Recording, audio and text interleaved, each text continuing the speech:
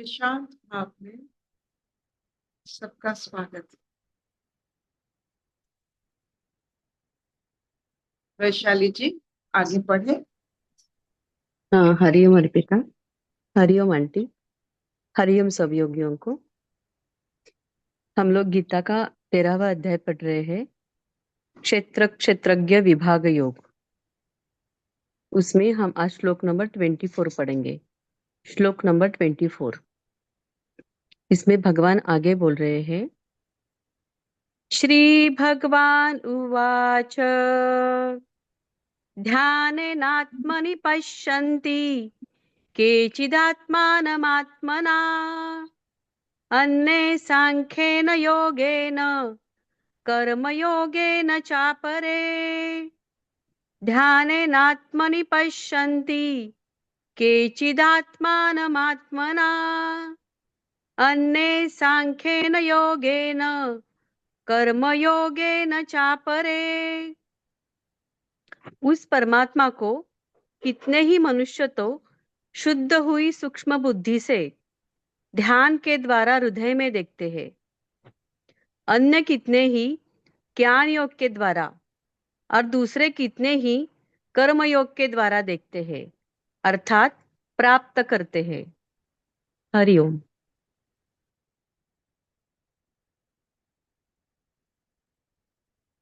हम बार बार यही बात कहते हैं, मंदिर के चार द्वार होते हैं। अपने चेतना की तरफ, अपने सतचित आनंद अवस्था की तरफ, अपने स्वरूप की तरफ जाने का चार रास्ता है। वो चार रास्ता राजयोग, भक्ति योग, कर्म योग, ज्ञान योग, ये आप जानते हो। लेकिन सबसे सहज होता है भक्ति। गोपियां जैसे ग्वालन अपने भक्ति के कारण पूरा वृंदावन को जैसे मानो स्वर्ग से भी अति सुंदर वो बनाए। उनके भक्ति के कारण आज भी गोपियों का नाम बहुत आदर से लिया जाता है।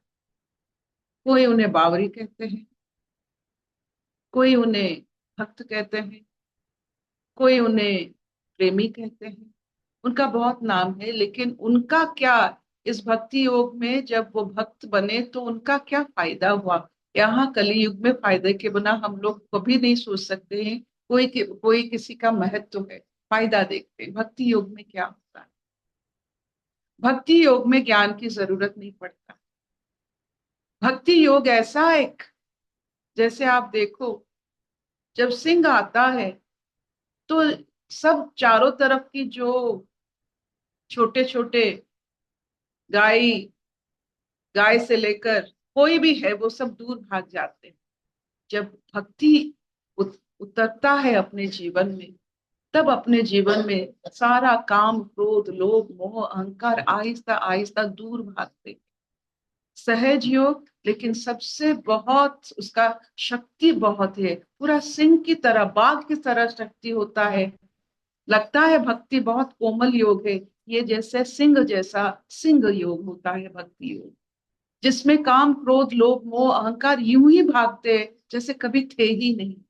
आप देखिए गोपियां और श्री राधा रानी अपने जीवन कैसे बिताए। कौन सा ऐसा उनको मूल तत्व मिल गया,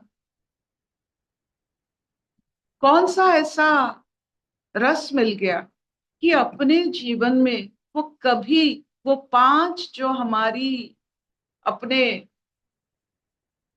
उत्पत्ति होने वाले, ये शरीर और मन इंद्रियों से जो उत्पत्ति होने वाले, वो वेदना, वो पीड़ा, काम, क्रोध, वो जो उत्तेजना, उससे वो जीवन भर मुक्त रह गए। कैसे होगा उसका, उनका मन, उनका भाव। भक्त को कभी किसी ने देखा है? भक्त में, भक्ति में जर्जरित किसी को कभी आप देख लो, आप जैसे मानो वैकुंठ में हो जाओ। तो ये चार योग, आपकी मर्जी, आप कौन सी योग में जाना चाहते हो, लेकिन सबसे सहज है भक्त योग। और इस भक्ति में एक ऐसा गुण है कि जैसे डिटर्जेंट जैसा, वो मन को पहले साफ करवा देता है। जैसे कर्मयोग शरीर पर काम करता है, राजयोग विवेक पर, और ज्ञान योग आपकी चेतना पर।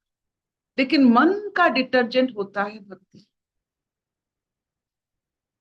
एक बार आप किसी के भी भक्त बन जाओ, भक्त का मतलब हम भक्त कैसे बनते? No judgment, no judgment. जैसे आपने एक पेड़ का भक्त बन गया, पेड़ को पूजने लगे, आप देखोगे कि आहिस्ता आहिस्ता आप पेड़ को ही अपना सब कुछ सब समय, इस पेड़ के कारण ये 5 चीज से आप दूर रहोगे। कोई भी चीज को अपना बना लो। यही होता है भक्ति का रस। भक्ति में रस बढ़ता है, रास होता है, मिलन होता है। You become inclusive. आप देखो, भक्त जब मिलते हैं तो रोने लगते हैं, एक दूसरे से गले मिलते हैं, नाचते हैं। आप रास कहाँ हुआ? गोपियों के साथ हुआ। ज्ञान योगी रास नहीं रचा पाएंगे, कर्मयोगी रास नहीं रचा पाएंगे। भक्ति में जो रहते हैं वो रास रचाते हैं। इंक्लूसिवनेस, वो जैसे ब्रह्मांड में हर नक्षत्र, हर ग्रह रास रचाते हैं, ये रास में है, वैसे भक्तगण भी इस जहां में रास में रहते। तो आज की ये जो छोटी सी कामना है सबके लिए कि हम जीवन में एक बार भक्ति की अनुभव करें।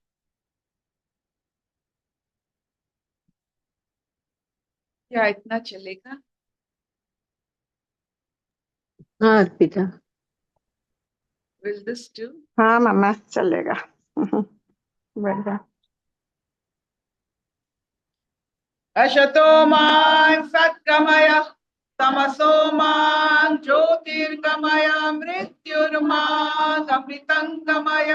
सर्वे सुखिनः सन्तु, सर्वे सन्तु निरामया, सर्वे भद्राणि पश्यन्तु, मा कश्चित् दुःखभाग् भवेत्।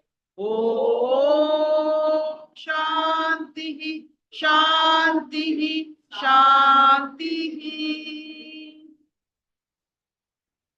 इस वर्ष पुराण जब ये वर्ष जब पूर्ण होता है, 1 साल और, तो ये जो जगह माँ सरस्वती के पददेश से शुरुआत होती है, उनके प्रचार और प्रसार, ये 25 साल हो गया है। It's a long time. ये शुरुआत हुई थी मेरी प्रभा जी के, जब हम गए थे प्रभा जी के पास, जब हम सिर्फ डॉक्टर थे, तो वो सत्संग जाती थी दिल्ली में, तो मैं गई थी, मेरा एक कोर्स था एम्स में। तो मुझे वो चितरंजन पार्क में शायद एक सत्संग चल रहा था, वो मुझे लेकर गई। मैंने देखा, पहली बार मेरा वो सत्संग था, मैंने कभी अपने जीवन में सत्संग नहीं देखा था। तो बैठी, उनको सुनी, और प्रभा जी ऐसे बोल दिए, तू क्या सोचती है? तब पहले बचपन से ब्राह्मण कुल में जन्म होने का कारण थोड़ा बहुत जीवन में शुद्धता, अपने अपने जो बुजुर्ग हैं, अपने परिवार में सबके जीवन में थोड़ा बहुत हमने देखा था कुछ अलग, तो उसको आचरण में लाते लाते थोड़ा बहुत शुद्धता उस समय था शायद। तो हमने भी अपनी बात रखी, अपने श्लोक को बड़े प्यार से चाव से जो हमने सिद्धि की थी वो सब हम बोले। तो वहां के लोग, वहां की जो सत्संगी थे, वो थोड़ा तटस्थ हो गए। ये बात देखे मैंने मेरे प्रभु जी से, मेरे बुआ जी से जो मिली, तो कहते हैं दीदी आपकी आवाज थोड़ी वो हो गई है। आ गई, लेकिन मैंने कभी पूरे अपने आप को कभी अपने आप को मां रहित नहीं माना, क्योंकि प्रभा जी अभी तक जीवित है। हाँ तो हाँ तो जून 20 तारीख को वो बाय डिफॉल्ट जन्मदिन है, लेकिन उसी दिन को मैंने ये माँ सरस्वती के पददेश में बैठकर लोगों को सुनाने लगी, और तभी से आज तक ये चल रहा है। यही इसकी शुरुआत है। तो thank you for everything, thank you for your wishes.